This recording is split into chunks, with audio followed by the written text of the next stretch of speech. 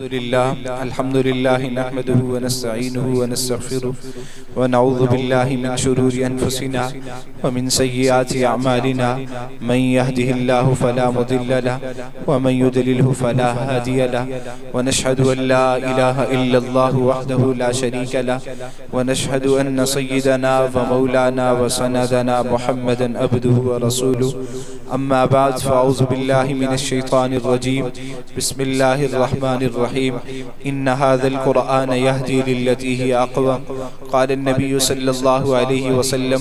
القرآن حجة لك أو عليك صدق الله العظيم وصدق رسوله النبي الكريم ونحن على ذلك لمن الشاهدين والشاكرين والحمد لله رب العالمين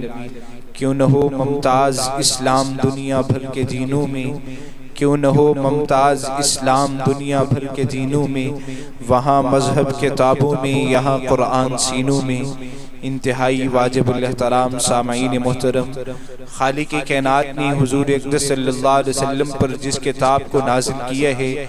یہ وہ عظیم کتاب ہے جو خالق کائنات نے آپ صلی اللہ علیہ وسلم پر اتارنے سے پہلے خود اپنے فرشتوں کے سامنے، اپنے ملائکہ کے سامنے تلاوت کی ہے، اور پھر اپنے پیغمبر پر یہ کلام نازل کیا ہے۔ یہ حضور اقدس صلی اللہ علیہ وسلم کا وہ معجزہ ہے جسے سن کر کے بڑے بڑے صحابہ کرام، جن میں سے مشہور صحابی اور خلیفہ دوم سیدنا عمر فاروق، جس کو سن کر کے ایمان لائے۔ قرآن کریم وہ عظیم کتاب ہے، دنیا کی کوئی کتاب بھی جس کا مقابلہ نہیں کر سکتی، اور یہ وہ ہدایت کی کتاب ہے جسے اللہ نے قیامت تک کے لیے امت کی ہدایت کے لیے بنا دیا ہے۔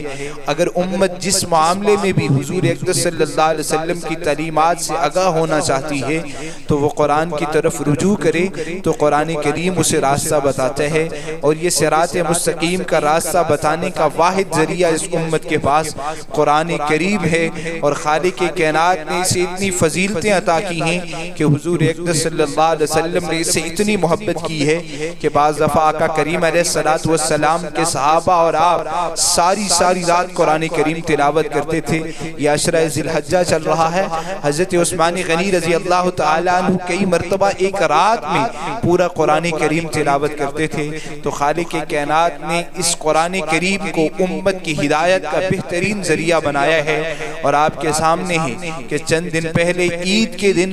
اور حکومتی انحصار میں حکومت کی اجازت سے، عدالت کی اجازت سے سویڈن میں اس قرآن کریم کی گستاخی کی گئی، اور یہ گستاخی ہر آئے دن کی جا رہی ہے اور حکومت کی اجازت سے کی جا رہی ہے۔ قرآن کریم کے خلاف جس قسم کے پروپیگنڈے کیے جا رہے ہیں، اس سے امت مسلمہ کے جذبات مجروح ہو رہے ہیں۔ یاد رکھیں، پاکستان کی عوام نہیں بلکہ پوری دنیا کی عوام نے سویڈن کو یہ پیغام دیا ہے کہ ہمارے لیے کوئی بھی شخص ہمارے لیے ریڈ لائن نہیں ہے، نہ ہمارے ملک کا وزیر اعظم ہمارے ریڈ لائن ہے، نہ آرمی چیف ریڈ لائن ہے، نہ اس سے بڑا کوئی عہدیدار ریڈ لائن ہے۔ ہمارے لیے ریڈ لائن اللہ اور اس کے رسول کا دین ہے، ہمارے لیے ریڈ لائن قرآن کریم ہے۔ یاد رکھیں، اگر اسی طرح پروپیگنڈے ہوتے رہے اور قرآن کریم کی گستاخیاں ہوتی رہی تو امت مسلمہ کا ایک ایک فرد اٹھ کر کے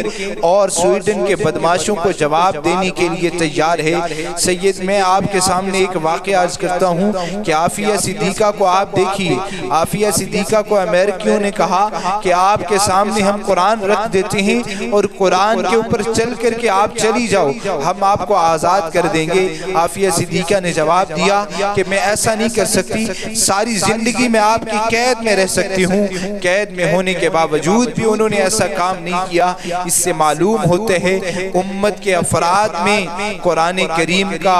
عشق ہے، قرآن کریم کی محبت ہے، اور صرف عافیہ صدیقی نہیں بلکہ پوری دنیا کے پورے مسلمانوں کو بھی اگر قید کر دیا جائے تو بیک وقت یہی الفاظ آئیں گے، ہم جان دے سکتے ہیں لیکن قرآن کریم کی گستاخی برداشت نہیں کر سکتے۔ ہم ملک پاکستان کے وزیر اعظم سے یہ مطالبہ کرتے ہیں کہ سویڈن کے سفیر کو بلا کر کے احتجاج ریکارڈ کروایا جائے اور اسے ملک بدر کیا جائے اور سویڈن سے تمام تعلقات ختم کر دیے جائیں اور ان کا سفارت خانہ پاکستان میں ختم کر دیا جائے اور اپنے سفیر ان کے ملک سے بلا لیے جائیں اور ہر قسم کا سوشل بائیکاٹ کر کے ان سے تجارتی اگر کوئی اس طرح کا سامان جو پاکستان میں آتے ہیں اس پر پابندی عائد کی جائے اور انہیں پیغام دے دیا جائے ملک پاکستان کا بچہ بھی اور ملک پاکستان کے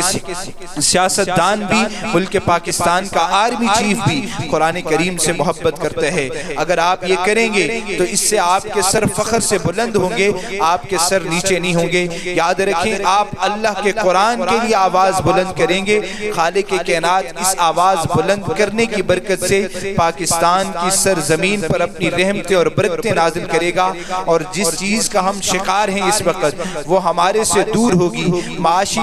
تنگی دور ہوگی، معاشی حالات کی خرابیاں ہمارے سے دور ہوں گی۔ جب ہم قرآن سے منسلک ہوں گے تو خالق کائنات ہماری ہے بھی مدد کریں گے۔ تو آج یہ عزم کریں جب تک زندہ ہیں قرآن کریم سے منسلک رہیں گے، اپنے بچوں کو قرآن کریم سے منسلک کریں گے اور ہر شخص یہ کوشش کرے کہ میرے لیے ایڈیل اللہ اور اس کے رسول کا دین ہے، ہمارے لیے ایڈیل قرآن کریم ہے، ہمارے لیے ایڈیل حضور کے صحابہ ہیں، ہمارے لیے ایڈیل حضور کے اہل بیت ہیں، نہ کہ کوئی شخصیت ہے۔ ہم سب کو جانتے ہیں، سب کا احترام کرتے ہیں، لیکن رسول اللہ صلی اللہ علیہ وسلم کے بات کرتے ہیں، قرآن کے بات کرتے ہیں، دین اسلام کے بات کرتے ہیں۔ سب سے پہلے احترام ہم اللہ اور اس کے رسول کے احکامات کا کرتے ہیں، سب سے پہلے احترام ہم صحابہ کرام کا کرتے ہیں، سب سے پہلے احترام ہم اہل بیت کا کرتے ہیں، سب سے پہلے احترام ہم قرآن کریم کا کرتے ہیں۔ ہم نہیں چاہتے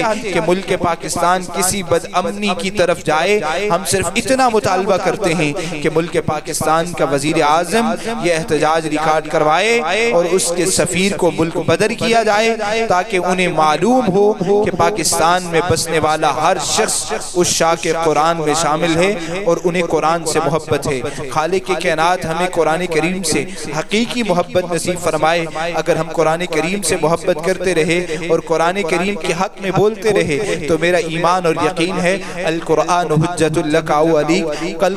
قیامت کے دن قرآن کریم ہمارے حق میں گواہی بن جائے گا۔ اگر ہم قرآن کریم کی گستاخیوں کے خلاف نہ کھڑے ہوئے تو قرآن کریم کل ہمارے خلاف کی گواہی بن جائے گا اور ہمارے لیے عذاب کا ذریعہ ہوگا اور ہم اللہ کے عذاب سے بچ نہیں سکیں گے۔ یاد رکھیں اللہ کی عدالت میں ہمیں بچانا ہے، اللہ کے فضل سے ہم نے بچنا ہے اور قرآن کریم کی